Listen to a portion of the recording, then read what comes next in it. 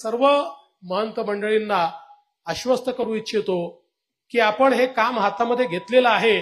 जवळपास 20-25 ठिकाणचं काम काही ठिकाणी सुरू झालं आहे, काही ठिकाणी सुरू होत आहे। सगळं काम काही वर्ष 2 वर्षात होत नाही, पण मी आपल्याला एवढं नक्की आश्वस्त करतो की या 5 वर्षाच्या काळामध्ये जेवढे प्रमुख स्थानं आपल्या महानुभाव पंथाचे आहेत त्या सगळ्या स्थानांचा विकास करण्याचा संकल्प आम्ही घेतलेला आहे आणि त्याचं काम आपण निश्चितपणे पूर्ण करू। अनेक ठिकाणी अतिक्रमण आहेत ती आपल्याला काढायची आहेत। आजही काही परधर्मीयांनी त्याच्यावर अतिक्रमण करून ठेवलेलं आहे। प्रयत्नपूर्वक शेवटी चर्चेतनं मार्ग काढण्याचा प्रयत्न करू किंवा मग त्याच्यामध्ये जे काही कायदेशीर कारवाया करायच्या आहेत त्या कायदेशीर कारवाया करू।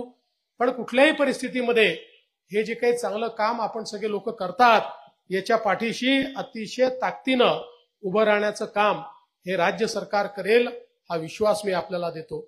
आज या निमित्ताने मगाशी बापूंनी बोलताना सांगितलं की ज्या काही माझ्या आणि बाबाही म्हणाले ज्या काही माझ्या मनोकामना असतील त्या मनोकामना उखळाई विशेष या ठिकाणी पूर्ण व्हाव्यात।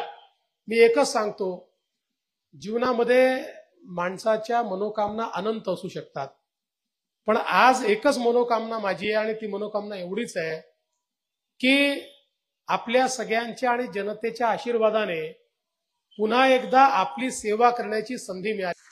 मनोकामना एवढीच आहे की जे प्रेम तुम्ही देतात, माझं काम असं असावं, मला आशीर्वाद असा मिळावा की माझ्या कामामुळे हे प्रेम तुमचं कधीच आटणार नाही, ते कधीच कमी होणार नाही, ते वाढतच जाईल।